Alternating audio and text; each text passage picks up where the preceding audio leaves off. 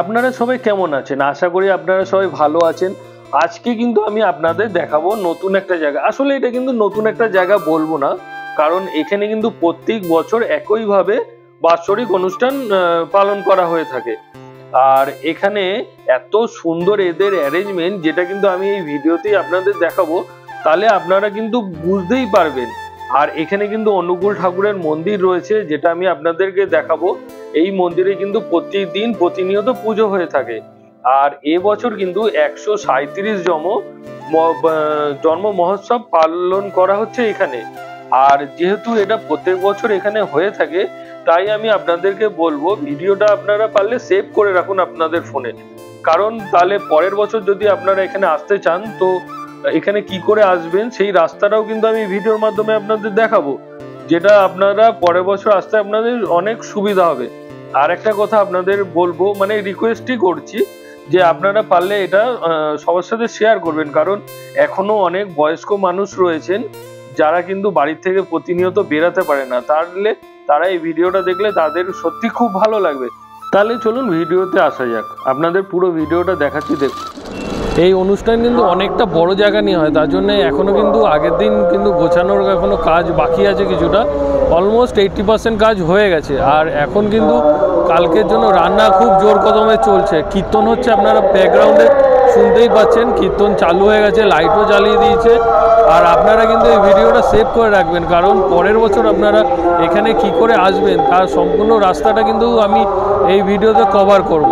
তাহলে আপনাদের বাড়িতে বসেই বুঝতে একটু অসুবিধা হবে না। তাহলে চলুন আপনাদের সাথে আবার কালকের অনুষ্ঠানে দেখা হচ্ছে। আর তার আগে বলে দিই, আপনারা প্লিজ ভিডিওটা সেভ করে রাখবেন, তাহলে আপনারা পরের বছর সুন্দরভাবে এখানে আসতে পারবেন। এটা কিন্তু প্রত্যেক বছর অনুষ্ঠান হয়। আর যেহেতু কালকে দুপুরে অনেক হাজার হাজার লোকের কিন্তু ভোগ প্রসাদ এখানে রান্না করা হয়, তার জন্য আগের দিন বিকালবেলা মানে সন্ধ্যাবেলা হয়ে গেছে এখন, তো এখন কিন্তু কাজকর্ম চলছে একদম জোর কদমে। আপনাদের দেখাচ্ছি দেখুন, তাহলে আপনারা বুঝতে পারবেন এখানে কত হাজার হাজার লোকের আয়োজন করা হয়েছে। আর আগের দিন রাতে এখন কিন্তু লাইটও সব জায়গায় জ্বালিয়ে দিয়েছে, সেটা আমি আপনাদেরকে দেখাচ্ছি। তাহলে দেখুন, আপনারা বুঝতে পারবেন। এখানে কিন্তু প্রত্যেক বছর কয়েক হাজার মানুষের মানে প্রসাদ বিতরণের আয়োজন করা হয়।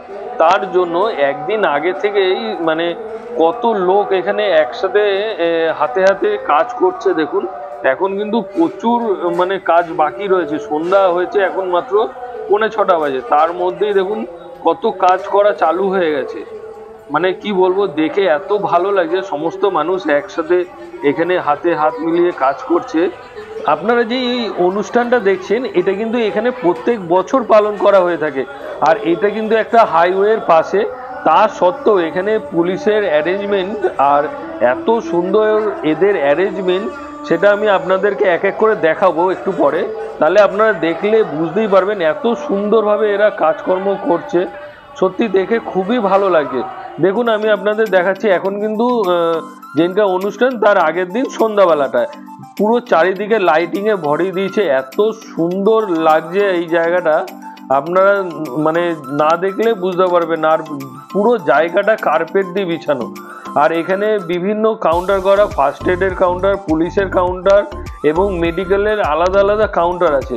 আর এইখান থেকে কিন্তু এই যে এটা হচ্ছে মূল মন্দিরটা, মূল মন্দিরের সামনে লাইটিং কত সুন্দর করেছে, আপনাদের কালকে সকালে দেখাবো, তাহলে আপনারা দেখলে বুঝতে পারবেন। আর এখন যেহেতু এখানে কালকে সকালবেলা পুজো হবে, তার জন্য কিন্তু লাইটিংয়ের কাজ এখন চলছে ও ফুল দিয়ে সাজানোর কাজও চলছে। আপনাদের সামনের দিকটা একটুটা আমি দেখিয়ে দিচ্ছি, তাহলে আপনারা বুঝতে পারবেন। দেখুন, এখানে কিন্তু এখন এই যে ফুল দিয়ে সাজাচ্ছে, কত সুন্দর লাগছে। তো আমি এই জায়গাটা আপনাদেরকে কালকে সকালে মানে এই ভিডিওতেই দেখাবো। কালকে সকালের যে পোস্টারটা রয়েছে সেখানে আপনাদেরকে দেখাবো। আমি কিন্তু এখন আছি অনুকূল ঠাকুরের আশ্রমের সামনে। আর এখানে কিন্তু লোক সংখ্যা কিন্তু অনেক। আর আমি তার আগে আপনাদেরকে এই ভেতরটা দেখানোর আগে একবার এখানে আপনারা কি করে আসবেন সেই রাস্তাটা দেখিয়ে দিচ্ছি। আপনারা ভিডিওটা সেভ করে রাখবেন, তাহলে কি এটা কিন্তু বছরে একবার হয়। আর আপনাদের পরের বছর যাতে অসুবিধা না হয় এখানে আসতে, তার জন্য আমি এখানে কি করে আসতে হবে পুরো রাস্তাটা দেখিয়ে দিচ্ছি। তাহলে কি আপনাদের বাড়িতে বসে একটা মনে নলেজ চলে আসবে এখানে কি করে আপনারা আসবেন। আপনাদেরকে গেটটা দেখানোর চেষ্টা করছি। দেখুন এই গেটটা কিন্তু এবার অস্থায়ীভাবে বানানো হয়েছে এই অনুষ্ঠানের জন্য। আর এটা কিন্তু একদম রোডের পাশে ও কলকাতা এয়ারপোর্ট যেটা রয়েছে তার ঠিক পাশে। আপনাদের বাসে করে আসতে গেলে নামতে হবে হচ্ছে এয়ারপোর্ট 3 নম্বর গেট। আপনারা বাসের ড্রাইভারকে বলবেন যেটা শিয়ালদা থেকে বারাসাতগামী যেই বাস যাচ্ছে সেই বাসে আসলে আপনাকে রাস্তার ওপাশে না হবে, সেটা হচ্ছে বাস স্টপেজ। একদম বাস স্টপেজের উল্টো দিকেই হচ্ছে এই জায়গাটা। আর এইখান থেকে আপনারা যেই রোডটা দেখতে পাচ্ছেন এই রোডটা এই বাঁদিকের রাস্তা চলে গেছে হচ্ছে বারাসাতের দিকে, আর ডান দিক থেকে রাস্তা চলে গেছে হচ্ছে কি বলে শিয়ালদার দিকে। তো আপনাদের নামতে গেলে এয়ারপোর্ট 3 নম্বর গেটে নামতে হবে। আপনারা এবার যেটা দেখছেন এটা কিন্তু অনুকূল ঠাকুরের মূল মন্দির, যেখানে কিন্তু প্রতিদিন প্রতিনিয়ত পুজো হচ্ছে। আর এখানে কিন্তু এখন প্রচুর লোক সংখ্যা, ভেতরে ঢোকাই যাচ্ছে না। তার আগে আমি আপনাদের দেখিয়ে দিচ্ছি এই যে এই রাস্তাটা যেটা তখন দেখাচ্ছিলাম, এই যে এইটা সেই রাস্তাটা। এটা কিন্তু দিল্লি রোড হাইওয়ে অনেকে বলে, দিল্লি রোড হাইওয়ের একদম এন্ট্রি গেটটা, যেটা এয়ারপোর্ট থেকে দিল্লি রোডের দিকে যাচ্ছে, সেই এন্ট্রির জায়গাটা হচ্ছে এই জায়গাটা। আর এখানে কিন্তু অস্থায়ীভাবে অনেকগুলোই কাউন্টার করা রয়েছে, যেখানে এই যে দীক্ষা কেন্দ্র, বিভিন্ন ধরনের কেন্দ্র এখানে কিন্তু করা রয়েছে। আর এখানে কিন্তু সত্যি এত সুন্দর অ্যারেঞ্জমেন্ট, যেটা আপনারা দেখতেই পাচ্ছেন কত সুন্দরভাবে সাজানো গোছানো। আর এখানে কিন্তু মেডিকেলের জন্য আলাদা কাউন্টার করা রয়েছে। আমি আপনাদেরকে তাড়াতাড়ি করে সেগুলো দেখাচ্ছি, কারণ এখানে কিন্তু অনেকটা বড় জায়গা আর বিভিন্ন জিনিসের জন্য আলাদা আলাদা কাউন্টার করা রয়েছে। আপনাদের বুঝতে একটু অসুবিধা হবে না, কারণ ওপরে সুন্দরভাবে লেখা রয়েছে, আর কাউকে জিজ্ঞাসা করলেও আপনারা সেটা দেখে নিতে পারবেন। যেমন এটা দেখুন, মেডিকেলের জন্য আলাদা জায়গা রয়েছে, ফার্স্ট এডের জন্য আলাদা জায়গা রয়েছে, আর পুলিশের সহায়তার জন্য আপনারা এখানে আলাদা জায়গা দেখতে পারবেন। তো আপনাদের বুঝতে একটু অসুবিধা হবে না। আর দেখুন কত সুন্দরভাবে এখানে রাস্তা পারাপার করে দিচ্ছে পুলিশ নিজে দাঁড়িয়ে। এখানে আসলে আপনাদের একটু অসুবিধা হবে না। আর এখানে আসলে বাচ্চাদেরও ভালো লাগবে, তার কারণ এখানে এত কিছু খেলনার দোকান রয়েছে এবং ঘর সাজানো জিনিস, তারপরে অনুকূল ঠাকুরের ছবি, বিভিন্ন ধরনের জিনিস কিন্তু আপনারা এখানে পেয়ে যাবেন। তো আপনাদের সমস্ত দোকান দেখানো সম্ভব না, তো আমি কয়েকটা দোকান আপনাদের দেখিয়ে দিচ্ছি। এই দোকানগুলো ছাড়াও এখানে কিন্তু আরো অনেক দোকান বসেছে। এবার আমি আপনাদেরকে দেখাবো যেখানে মেন কীর্তনটা হচ্ছে সেই জায়গাটা কিন্তু অনেকটা বড় জায়গা নিয়ে হচ্ছে। আর এবং এখানে কিন্তু অজস্র মানুষ, হাজারে হাজারে মানুষ, সেটা আমি আপনাদেরকে এবার দেখাবো। দেখুন, তাহলে আপনাদের মনে একটা আইডিয়া চলে আসতে পারবে যে এখানে কত হাজারো হাজারো মানুষ এসছে এবার।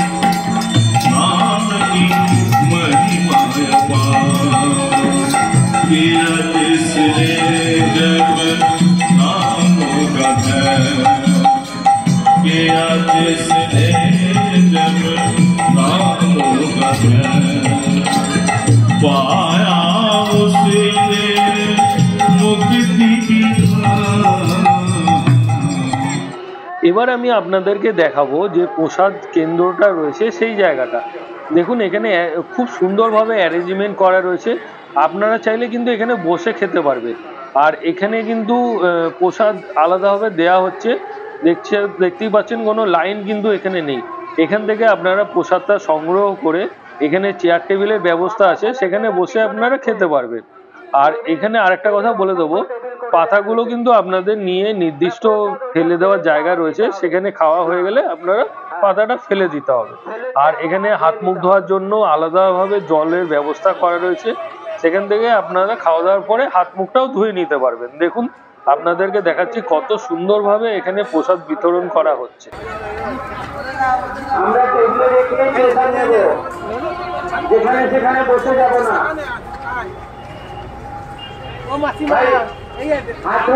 পিছনে পিছনে পিছনে পিছনে না না ওই পিছনে পিছনে হাত ধোয়ার পর পিছনে চেয়ার পিছনের দিকে অসংখ্য চেয়ার আছে, ওই টেবিলগুলোতে সব চেয়ার আছে।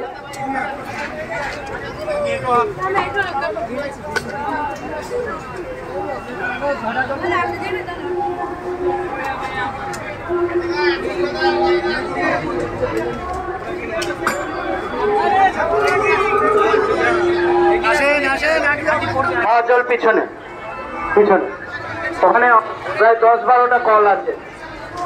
হ্যাঁ হ্যাঁ হ্যাঁ, খাওয়ার জল এবং হাত ধোয়ার জল একই একই।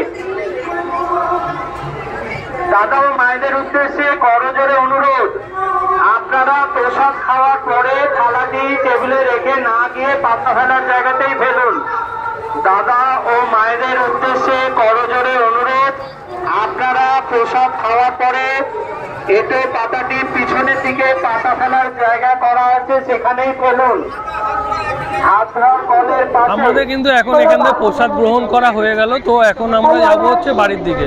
আর আপনাদের দেখালাম হচ্ছে অনুকূল ঠাকুরের যে আশ্রমটা, এখানে যে উৎসবটা হয় বাৎসরিক উৎসব, সেটা আপনাদের কেমন লাগলো, আরও যদি কিছু জানা থাকে আমাকে কমেন্ট বক্সে আপনারা কমেন্ট করতে পারেন। তাহলে আপনাদের সাথে দেখা হচ্ছে আবার নতুন জায়গায় নতুন কোনো ভিডিওতে। আপনারা সবাই ভালো থাকবেন এবং সুস্থ থাকবেন।